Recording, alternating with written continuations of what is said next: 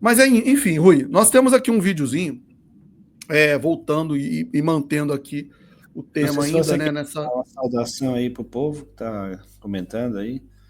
Ah, sim, daqui a pouco a gente dá um oi aqui, mas desde já, o pessoal tem uns comentários aqui, acho que alguns comentários não estão muito de acordo com o que nós estamos falando aqui, não, mas depois a gente pode retomar aqui a leitura dos comentários.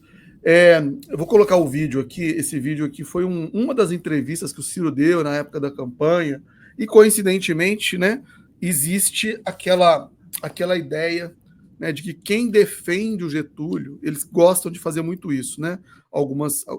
Certos grupos, né, assim, interesses da mídia também, de querer colar na ideia do Getúlio só aquela imagem do ditador. Ah, então quer dizer que você apoia ou é, sei lá, admirador do Getúlio, então você também apoia a ditadura. E aí gostam de fazer essa relação entre nacionalismo, ou essa ideia do nacionalismo com ditadura, né? Que é uma coisa que é uma leitura um tanto quanto rasa, né? Você bem no começo até falou sobre isso. Existe essa possibilidade, claro que existem extremos, né? E existem ideologias extremistas nacionalistas, né? Ultranacionalistas. O que o Trump está fazendo nos Estados Unidos é um exemplo de ultranacionalismo, né? Ele está agora até brigando lá com as universidades, porque não acatam as ordens que ele acha que ele tem que dar, inclusive na parte do ensino, né? E metendo esse tarifaço aí, essa coisa maluca que ele está aprontando aí, como se colocasse primeiro os interesses nacionais americanos e como se isso fosse resolver alguma coisa. Mas, enfim, existe essa ideia de colar, né, o conceito ou a ideia de nacionalismo com ditaduras, né, e com autoritarismo, né? De fato, o Getúlio ele teve a sua fase, né, de ditador, realmente. Houve período, né, o chamado Estado Novo. Mas não é isso, né? Não é esse o foco que a gente tem que dar. O Ciro ele dá uma resposta muito boa para isso. Ele faz uma análise, né, histórica sobre isso. Acho que vale a pena a gente acompanhar esse vídeo e vamos comentando aqui para complementar aqui o que nós já tratamos por enquanto. Pelo né? menos. Lembrando pelo menos, que nós não estamos fazendo uma homenagem ao Getúlio. Pelo menos não é isso que a gente está elogiando. Não estamos elogiando o caráter autoritário dele. Nós estamos elogiando o caráter construtor de Estado social e indutor de políticas industriais e desenvolvimento. Isso é o que a gente está elogiando. Agora, essa parte aí, pronto, enfim, foi o que foi, né? Mas não estamos elogiando. E antes de prosseguirem com esse vídeo, curtam e compartilhem esse corte e venham participar conosco todos os domingos às 19 horas da nossa live Conexão Progressista. Participem conosco do bate-papo ao vivo, tornem-se membros e vamos levar o PND para as pessoas que querem um Brasil melhor. Tem que saber, para você fazer qualquer tipo de análise, sobretudo análise histórica ou de figuras controversas históricas, você tem que saber contextualizar, e tem que saber destacar aquele ponto que interessa, né? Não é ficar simplesmente pegando ali, pensando um aspecto apenas e a partir dali tirando conclusões. É o que normalmente esse pessoal faz. Mas vamos lá, vamos ouvir aqui. Eu coloquei um pouquinho bem no começo que essa pergunta o cara elabora, esse jornalista, né? Que é esqueci o nome dele, enfim, mas depois eu passo aqui, mas é claramente um cara mais à direita e tal, e ele tenta fazer uma pegadinha com essa pergunta, e aí o Ciro vai lá e dá a resposta como ele costuma dar mesmo, praticamente uma aula, né? Da leitura da Carta Testamento de Getúlio Vargas como parte de uma série de homenagens. Mas Vargas foi um autocrata que chegou ao poder através de um golpe em 1930, deu outro golpe em 1937 e implantou no Brasil uma ditadura. Aí, ó, o cara já começa com fake news histórica, né? O primeiro governo Vargas não foi um governo, né? O primeiro ele foi eleito, houve democracia, o cara já começa falando isso, chegou no poder, tomou o poder, foi um autocrata, enfim, mas é assim que eles fazem mesmo, né? Com desinformação a rodo e por aí vai, mas vamos lá. Ditadura de inspiração fascista, que era o Estado Novo. O Vargas ficou, no total, 19 anos no poder e preferiu cometer suicídio do que deixar o poder.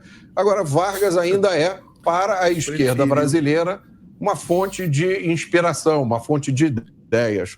Preferiu. Por que o senhor acha que a esquerda brasileira, que pelo menos nas palavras, condena tanto ditadura, fascismo, autoritarismo, por que essa esquerda hoje está aplaudindo uma nova forma de censura e por que essa fixação com Getúlio Vargas? Bom, eu não pertenço a essa esquerda que aplaude ditadura. Pelo contrário, se me fizer justiça, eu combato o combate em favor das liberdades, das franquias democráticas, desde que entro no movimento estudantil, ali no período dos anos 70. Eu, de fato, me filiei ao PDS na véspera das eleições de 82, por uma circunstância muito local, muito particular, e não é uma coisa que me honre, mas eu apenas explico humildemente. Não foi uma adesão ideológica, é que impuseram, naquela época, o sistema de vinculação de votos. E o meu pai era prefeito em Sobral, de maneira que, para votar num vereador, ou num deputado, ou que eu era candidato a deputado, ou no prefeito sucessor do meu pai, nós tínhamos que votar no mesmo partido, senão o voto era nulo. Então essa é a única circunstância, não foi, fui para Fortaleza, em seguida deputado, me filiei ao MDB e passei a trabalhar todas as questões, anistia, eleição direta, constituinte, enfim, tenho fotografia com Tancredo Neves, então uma história, sabe, sem nenhuma linha, a não ser essa mancha pragmática em função da vinculação de votos que aconteceu. Getúlio Vargas é, ainda hoje, uma figura que não dá para pacificar o olhar sobre ele. Eu ontem fiz a releitura da Carta do Testamento pelo texto que está escrito ali. Ali está escrito com muita clareza 3 questões que são dramaticamente graves para o Brasil hoje e que ninguém sistematizou no Brasil como Getúlio. Por exemplo, a questão do desenvolvimento. O Brasil, quando Getúlio começa a implantar a Revolução de 30, o Brasil era uma grande fazenda do café e a política brasileira era uma transa oligárquica de café com leite que alternava pelo bico de pena, fraude eleitoral, a mulher não tinha direito a votar. E o Getúlio, com a Revolução de 30, inaugura o Brasil moderno. O que é o Brasil moderno? É um Brasil que vocaciona-se para a indústria. Ele cria o BNDES, ele cria o Vale do Rio Doce, ele cria a Eletrobras, ele cria a Petrobras. Sabe, eu vejo petista dizer que o Lula é o maior presidente. O Lula não calça o sapato, sou ponto da obra, não é? Da realização. Cria a estrutura sindical, a lei de proteção aos trabalhadores. Tudo isso é uma obra do Getúlio.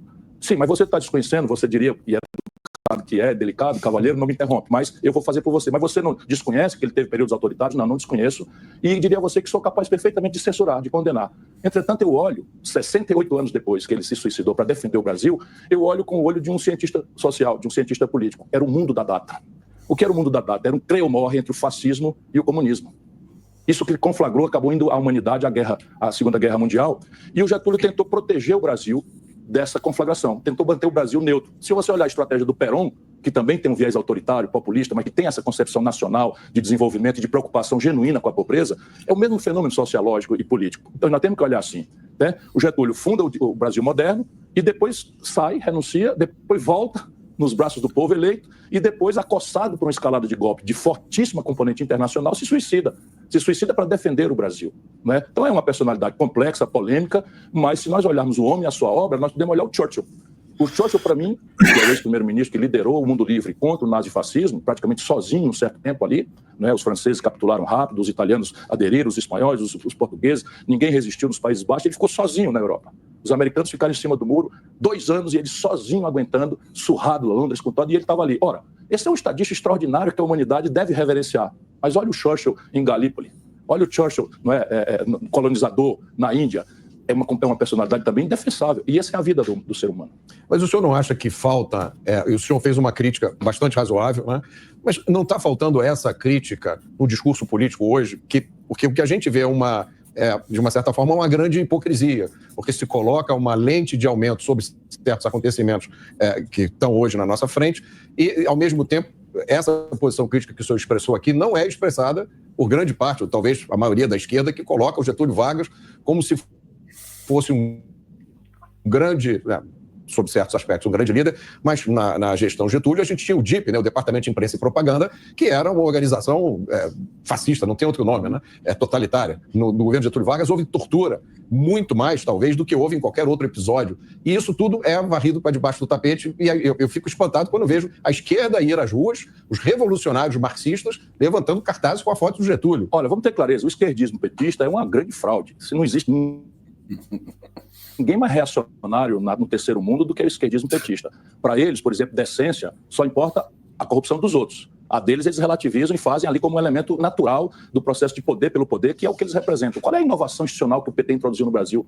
Né? As facções criminosas tomaram sede a terrorismo nas periferias do país. E qual foi a iniciativa institucional para resolver isso? Então, não dá para fazer um olhar crítico do pensamento progressista pela prática do lulopetismo. Isso é pura reação. Pura reação é o neoliberalismo com a ideia vã, mentirosa, de dourar a pílula com políticas sociais compensatórias. Vem o Bolsonaro e dá mais 200, e a gente vê os limites claros, né, da falta de estratégia que promova o desenvolvimento, o emprego, o salário, a renda indireta na saúde que presta, uma educação que eu quero transformar numa das 10 melhores do mundo em 15 anos, como fizemos no Ceará, que já é a melhor educação pública do Brasil. Mas deixa eu lhe colocar aqui uma contradição que agrava ainda mais uma discussão que nós podemos e devemos continuar, porque ela ilumina a contradição brasileira.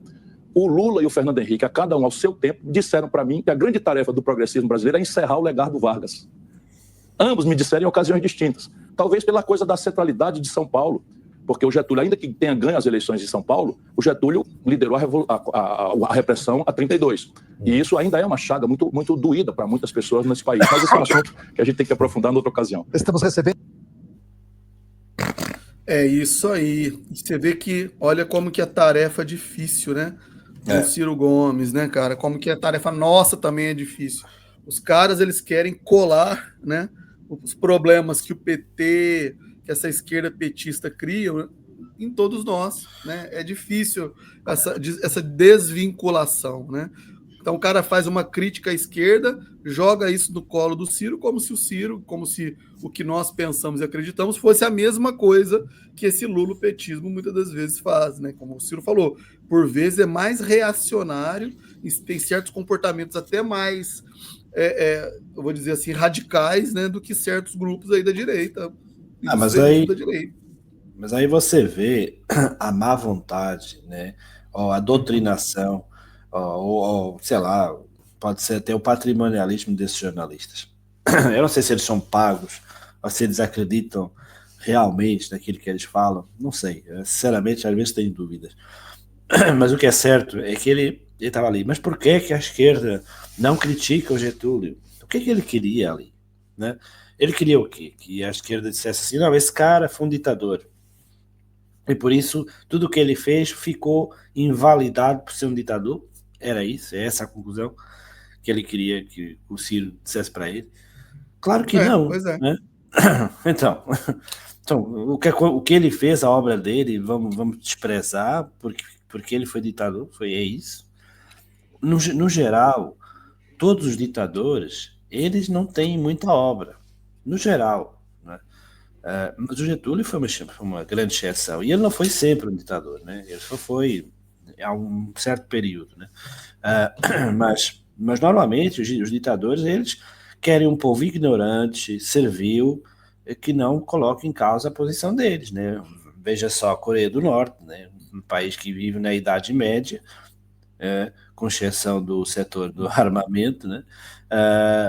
Porque ele não pode pensar que a população conseguirá pensar que aquilo ali é inaceitável, né? Portanto, é assim que se dominam.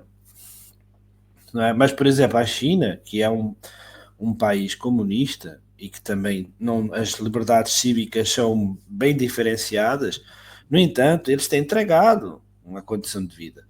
O salário tem subido, a melhoria das condições de vida dos chineses tem sido observáveis consideravelmente. E é por isso que o sistema se vai aguentando.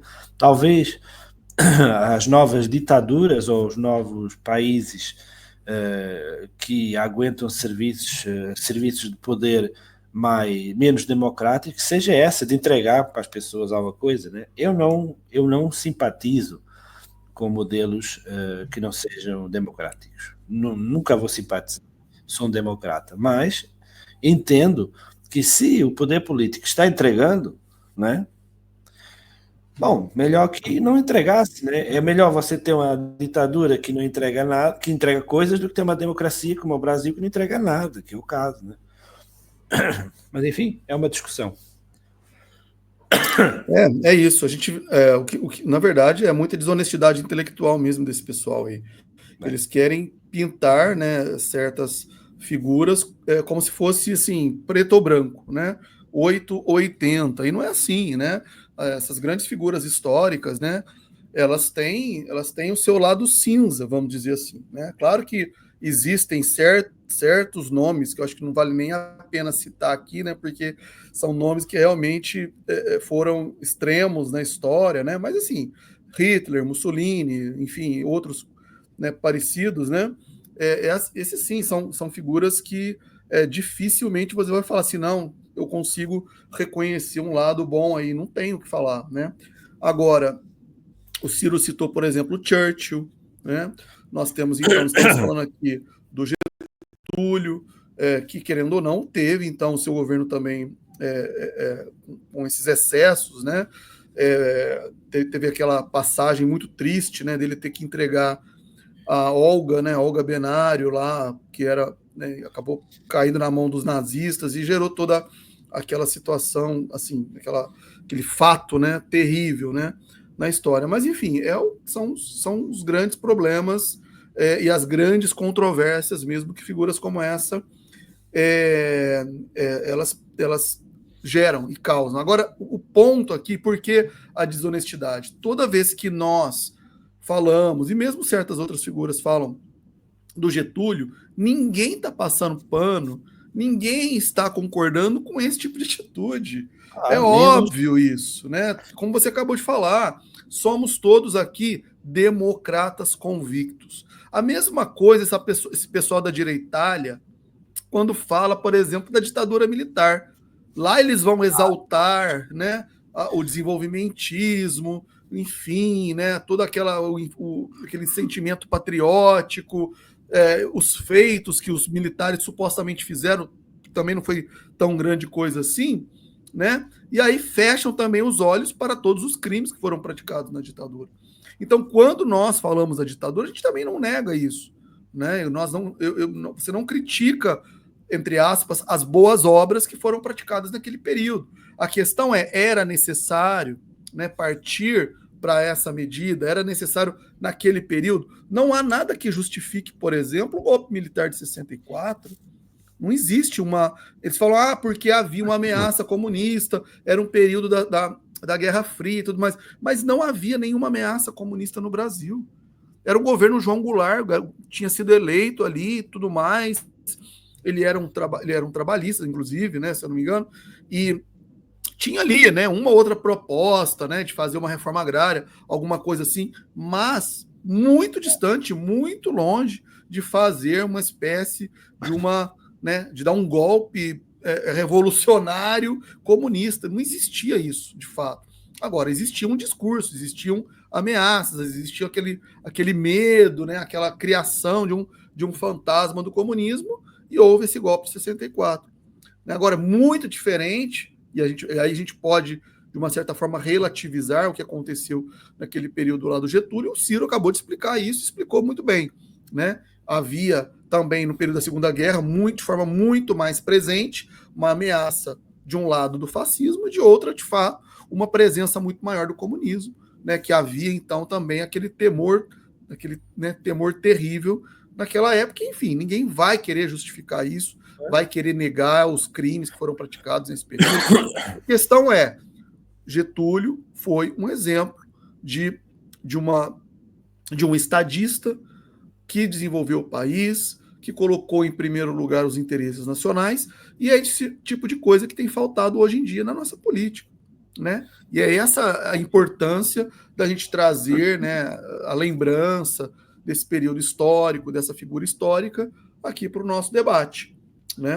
Quando a gente fala de projeto nacional de desenvolvimento, nós estamos falando isso num contexto atual, dentro da estrutura do Estado que nós possuímos, com respeito às leis, com respeito à Constituição, até porque a nossa Constituição ela traz como metas, como programas de governo justamente isso: desenvolver o país, reduzir as desigualdades sociais, né, fomentar a indústria, fomentar a educação, fomentar a saúde, o Estado tomando conta disso, né, até que a sociedade tenha liberdade suficiente para ela poder caminhar com as suas próprias pernas. Não, mas eu vejo os movimentos nacionalistas da direita, até há bem pouco tempo, eram tão nacionalistas, tinha bandeira de Israel, bandeira da Ucrânia. Eu só vou saber que raio de nacionalismo é esse, e bandeira dos Estados Unidos, né, para não falar, né? Não. Que raio de nacionalismo é esse que você faz com bandeiras de outros países, né? Quer dizer, isso aí é batendo continência, né? Batendo continência lá para a bandeira americana, né? Pegando o bonezinho do Trump recentemente, o pessoal fazendo propaganda, colocando boné, Make America Great Again. Esse aqui é o nacionalismo, né? Agora, o nacionalismo do Vargas, não, meu Deus, por que você não critica, né? Mas esse aí com a bandeira do tio Sam, né? Aí já pode. Isso aí então, é ótimo esse nacionalismo. E é isso que faz falta. As fotos, né, que eles divulgam lá das manifestações do Bolsonaro, né? Não tem uma foto que você não vê a bandeira dos Estados Unidos. Além dessas outras que você citou aí, Israel. Eu não sei que raio de identificação que eles têm com Israel. O que é isso, gente? Meu Deus do céu. É um mistério. Não, eu sinceramente eu não entendo. Eu não entendo que identificação é essa. Eu, particularmente, eu cresci durante toda a minha vida, minha infância, adolescência, idade adulta. Agora eu já estou talvez chegando próximo da primeira fase de uma terceira idade, logo. Eu não entendo essa fixação com Israel. Qual que é a relação Brasil-Israel? Eu sei que tem comunidades judaicas no Brasil, tem aí, tudo bem, mas o Brasil tem esse contato com muitas outras culturas, várias e tantas outras culturas, né? Agora, né? É isso aqui ó, que o Iago acabou de falar, né? Ó. A única explicação é essa, né? É essa ligação que é um tanto quanto, ao meu ver, eu respeito todas as religiões, inclusive estamos hoje no meio de um feriado religioso, mas, né, essa mistura de igrejas, sobretudo igrejas evangélicas, com poder. Agora, outra coisa, o que tem a ver, né, assim, na minha ignorância sobre esse tipo de assunto, eu não vejo também nenhuma relação direta entre essas denominações atuais, né, neopentecostais, como foi citado aqui, com as tradições, né, assim, milenares do judaísmo, raiz ali, aquela coisa toda. Enfim, é um surto coletivo. São referências bíblicas, né? Porque os cristãos originais eram judeus e tudo mais. Enfim, é uma viagem. Os amigos do Brasil Grande estão chegando aí, ó. Daqui a pouco o Miguel Brito estará conosco, daqui a pouquinho. Mas o que é certo é que faz falta nesse momento, e é isso que salta à vista, né? Esse que é claramente gritante, a falta de sentimento nacionalista brasileiro. Aliás, o que eu observo mais é um sentimento geral de descrença no Brasil, por parte dos brasileiros em geral. Todos eles, ou quase todos, acham que o Brasil não dá certo, que é um país falhado, que é um país que nunca vai dar certo, que os corruptos vão sempre dominar, que a única saída é o aeroporto, e sei lá, coisas desse tipo que eu ouço aqui em Portugal muito, que brasileiros completamente descrentes do progresso do país deles, sem eles perceberem sequer o que têm direito e o que podem aspirar a ser, né? Esse é que é o principal pecado, né? E por isso é que se vota no menos ruim, se vota de modo completamente acrítico, sem nenhum cuidado, ou seja, ninguém vai dar tudo na mesma coisa, né? E esse sentimento, isso aí mata um país, né?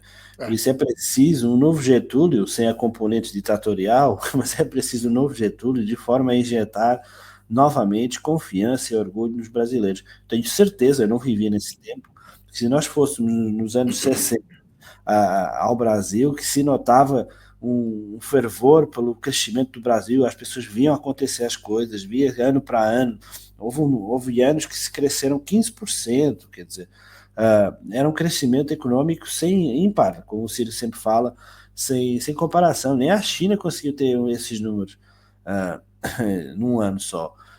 E então o Brasil estava mesmo deslanchando, era como desabrochar do império, só que, enfim, logo se perdeu novamente, mas ainda está em tempo de voltar aos eixos. É preciso que quem tenha consciência disso espalhe palavra.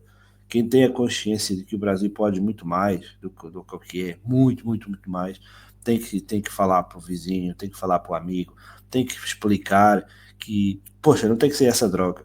que se vive, né? Não tem que ser essa violência, não tem que ser esse emprego mal pago, não tem que ser esse 6x1, essa escala 6x1, não tem que ser, há coisas que não tem que ser. Basta o povo acreditar e eleger políticos como deve ser.